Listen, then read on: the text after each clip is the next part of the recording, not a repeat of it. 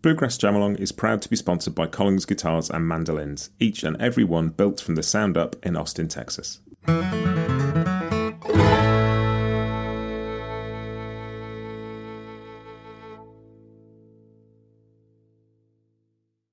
Hi, this is Matt, and you're listening to Bluegrass Jam Along, the podcast for anyone and everyone who loves bluegrass.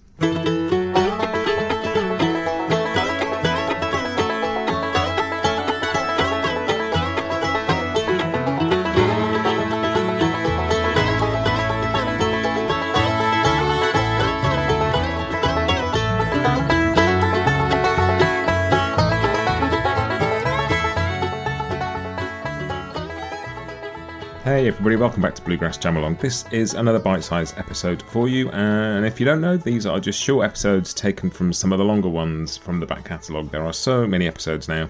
Just trying to resurface a few of the older things and let people who are new to the podcast know what there is out there.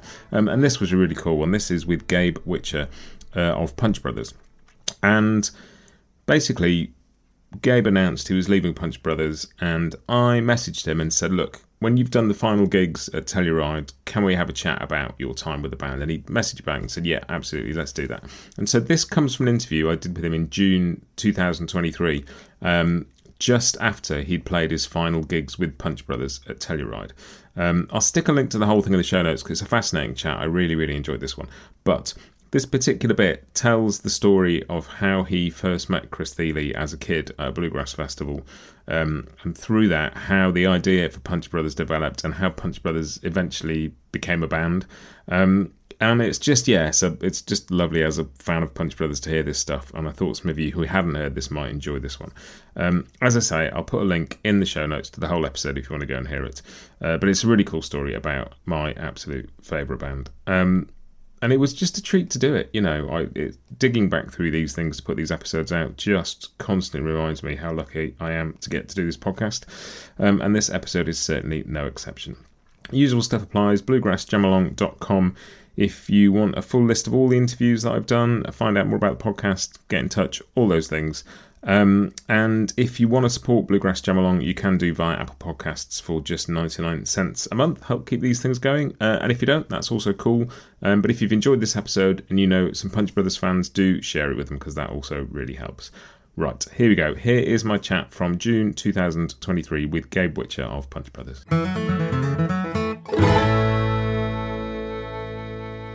Yeah, well, it was a long time in the making. Because Chris Thile and I actually met in the late 80s at a festival in Southern California called the Follows Camp Bluegrass Festival. And it was a brand new festival, not like one of these, not like a Telluride that's been going on since the 70s. But it was actually started by my first fiddle teacher. And he put it together in the mountains above Los Angeles. And I went to the first one. And I think I was the only kid musician there. And then by the second one, there were a couple other kids, and one of them was Chris Thile. And he was, 7, 8 years old, something like that. And I'm a year or two older than him. But I remember being introduced to him, somebody saying, hey, you should meet this other kid. He plays mandolin and a bunch of stuff just like you. And you guys should get together and play. And we said, oh, nice to meet you. You want to go, let's go play football. So there was actually not any music being made at first. And we got a ball and went into the dirt road that ran along the festival and played. And we were just instant friends. And at that, later on in the evening after the music is when the jamming begins. And so I think at that point we probably got our instruments out and played and played and played and played. And from then on, there was just a very strong connection, musical and personal, really. And we would see each other, 3-4 times a year at various festivals in the area. And every time it was just immediately, just no time had passed. And we were right back where we had left off.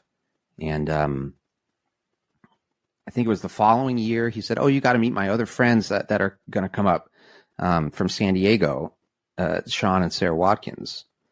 And so, there we were, this group, and there were a couple other kids around, but there were 4 or 5 of us, 5 or 6 of us, I guess, actually. cruising around like a roving gang at these festivals. So, we all kind of came up and grew up together. And Chris and I had always discussed finding a way to make music in a formal setting as opposed to these kind of informal jams at festivals or contests or whatever. And him and Sean and Sarah started Nickel Creek, and they were doing that. And then Chris moved from California to Kentucky, and we didn't get to see each other all that much for our teenage years, essentially. And it wasn't until they were back in Los Angeles making, I think it's their third record, Why Should the Fire Die, that we all reconnected. They would call me when they were getting out of the studio and, hey, come over to this house that we rented and let's hang. We're done for the day. And over the course of a couple of months of these hangs, Chris and I finally just went, hey, I think it's time for us to actually put something together.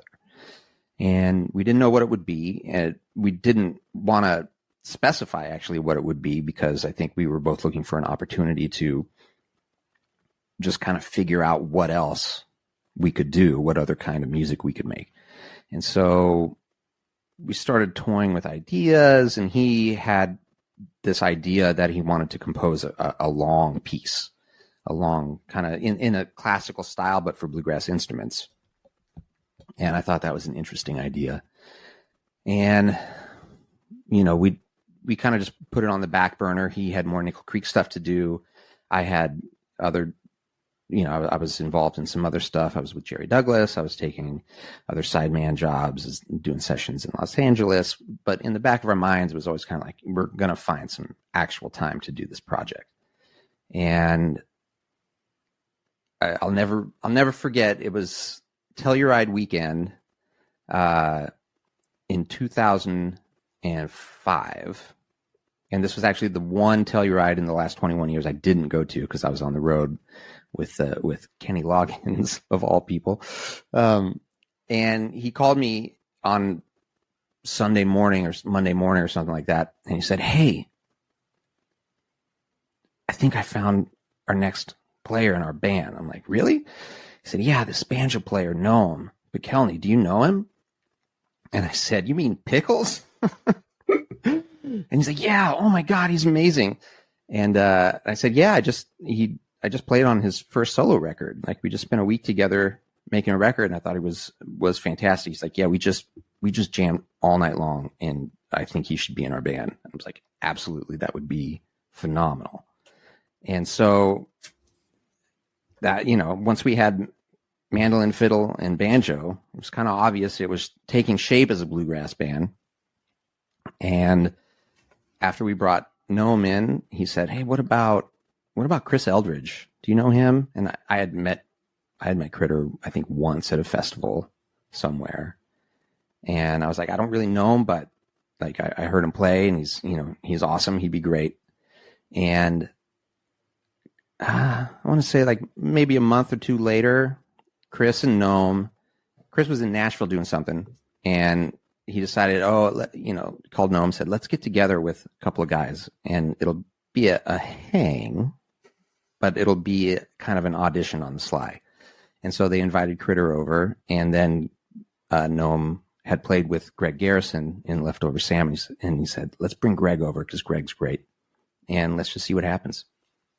And so they got together, and they played, and Chris kind of, they played tunes, and they hung, and they had drinks, and Chris started kind of throwing out some nuggets of ideas that he had for this piece. He didn't tell him what it was. He just like, hey, I have this idea. It's like this kind of thing. What if we do this? And what if you try this kind of thing? And somewhere I still have these voice memos, because they made recordings of them trying out stuff that ended up being The Blind Leaving the Blind. And then he called me the next day after that, and he goes, okay, we have our band. Listen to this. And he sent me the voice memos. I'm like, okay, yes, that sounds phenomenal, and let's do it. And so the first time we actually got together to play was Thanksgiving week in 2005. And Chris had sent us this crazy finale file. It was just like, what is this? I'd never heard anything like it. And, it was in very, like, he'd just gotten the ideas down so they could be delivered to us. And, you press the space bar and the MIDI plays, and it's just like a barrage of just like, what is going on here? And we all set out to make sense of it. And it was really amazing. We all got it a few weeks before, so we had time to kind of prepare. But once we finally got in a room together, it was when, the magic kind of happened. We played, just to get started, we played this fiddle tune, St. Anne's Reel. And within 10 seconds, we were all like, oh, yes, this is really something.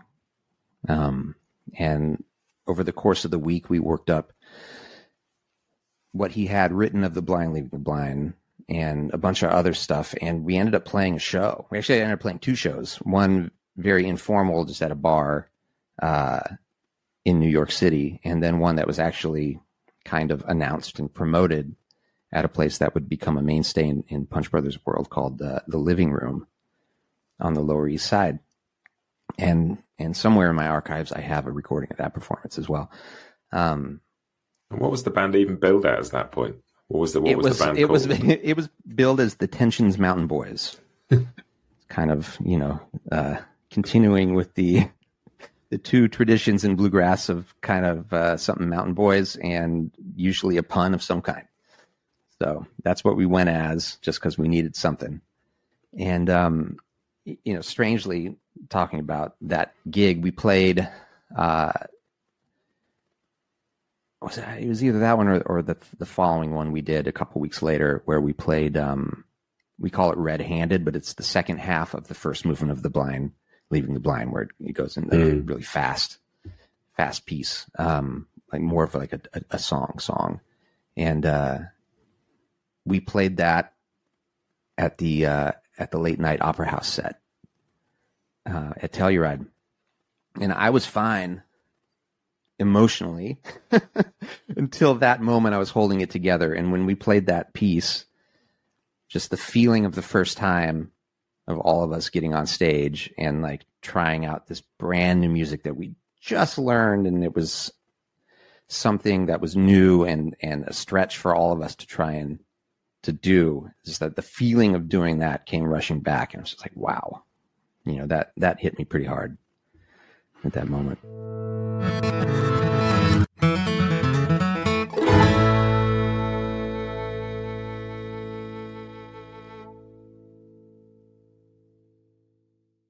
Bluegrass Jam Along is proud to be sponsored by Collins Guitars and Mandolins, each and every one built from the sound up in Austin, Texas.